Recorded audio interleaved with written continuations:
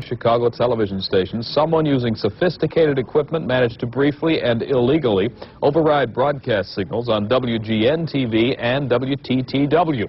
Jack Connerty reports now that both incidents are under investigation.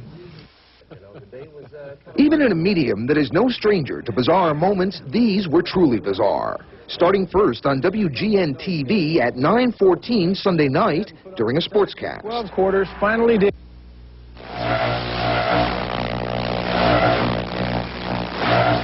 Take some pretty sophisticated microwave equipment operating in the broadcast auxiliary frequency bands and a significant amount of power. About 2 hours later, the video pirate struck again. This time, the target was a science fiction broadcast on PBS affiliate WTTW. And this time, it wasn't 25 seconds long. It ran for almost a minute and a half.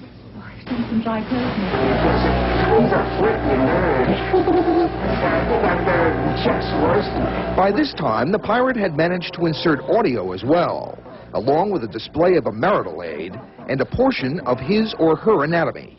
It generated hundreds of calls. Really kind of expressing sympathy over the fact that our signal would be interfered with in this way and that it would inconvenience so many thousands of our viewers. The incidents are now under investigation by the FCC and the FBI. But the odds, I'd say, if a guy continues to involve himself, either sporadically or continuously, it's very great that we will determine who it is. All early evidence points to someone with a broadcasting background. Someone who really knows the business and microwave in general. But the person in the Max Headroom disguise may not know how sophisticated officials can be in tracing this sort of thing. It leaves an electronic signature. And while it may have been a stunt, it is not treated as a joke. Chicago's video pirate could face a jail sentence and fines for his freelance exercise in public access. Jack Connerty, Fox 32 News. Tonight is trying to find out who's responsible for 2 acts of video piracy. Last night, someone broke into regular programming here on Channel 9 and on Chicago's public broadcasting station. As Larry Roderick reports, the first interruption took place during last night's 9 o'clock news. Sports anchor Dan Rowan had just started his Sunday night Bears report when the screen suddenly went black, then came back on with a new unruly presence. A man wearing a Max Headroom mask. We had been taken over by a video pirate for a short time, until technicians here changed microwave channels between the studio and the transmitter and knocked him off the air. And apparently somebody with some microwave equipment was able to interfere with our signal going to the Hancock transmitter. Now, this is not just anybody off the street. He has to have an electronic expertise of some level, right? Yes, he does. It takes very sophisticated equipment to do this at a significant power level. So this isn't something that just anyone would be able to accomplish. But Channel 9 wasn't alone in its Max Headroom appearance. There was even a longer episode on Channel 11, public broadcasting. Only way to learn. I'll get you a hot drink, miss. A little after 11 p.m., Doctor Who was knocked out by the Max look-alike, who pitched a soft drink, then performed a series of antics that station officials found less than humorous, before the pirate himself pulled the plug. Fortunately, it was a self-destruct mechanism. It was beyond our control. We now have already implemented steps whereby we could take something like that off the air immediately if it were to occur again. It did, of its own volition, go off the air, as I say, after about a minute and a half. It annoyed some viewers. No, I just thought it would be just a slight mess-up, but that in the middle of the tape, it's going to be... We're going to have to tape over it. It angered others. Somebody wants to get attention, what do? They go break into a television broadcast just to get attention, like throwing a brick through your window, so to speak. Okay. It's not too bright, really. Well, some thought it was a lot of fun. So what did you think about the whole thing? Very, very funny. It may seem rather humorous, but there is more to it than that.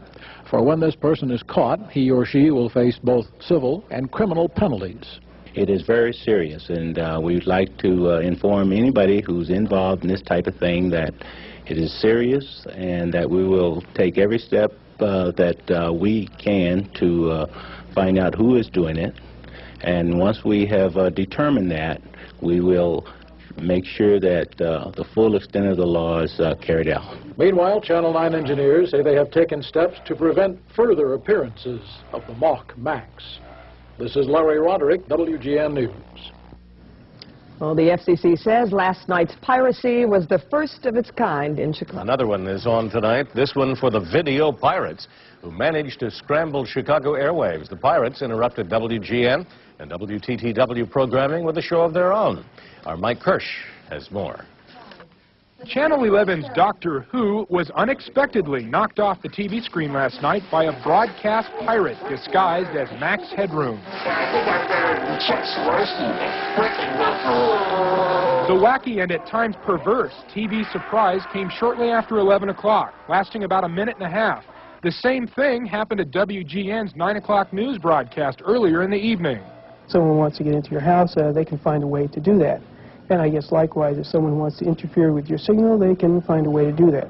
The FCC says the pirates were able to use stronger microwave signals to override the television signals which are transmitted from the Hancock and Sears towers. I'd like to inform anybody involved in this kind of thing that there's a maximum penalty of $100,000, 1 year in jail, or both. The broadcast pirate who broke into HBO programming about a year and a half ago and threatened HBO with this message was caught by the FCC and fined $5,000 and was put on 1 year probation. The FCC says the wise guys who pulled off this latest stunt are in very big trouble. Mike Kirsch, the 10 o'clock news. The FCC says or warns that should the pirate... Video pirate who raided 2 television broadcasts last night first hit WGN. Its signal was jammed during the news in the middle of the Bears highlights. The pirate mimicked the Max Headroom character that you see on TV. It takes some pretty significant equipment, technical equipment, and some knowledge of broadcast frequencies, microwave frequencies, and a lot of power. Less than 2 hours later, Channel 11's broadcast of Doctor Who was disrupted. The 90-second interruption ended with the video pirate's bare bottom being spanked with a fly swatter. But his punishment will be far worse if he is caught. The maximum penalty is 1 year in jail and a fine, it says $100, I think.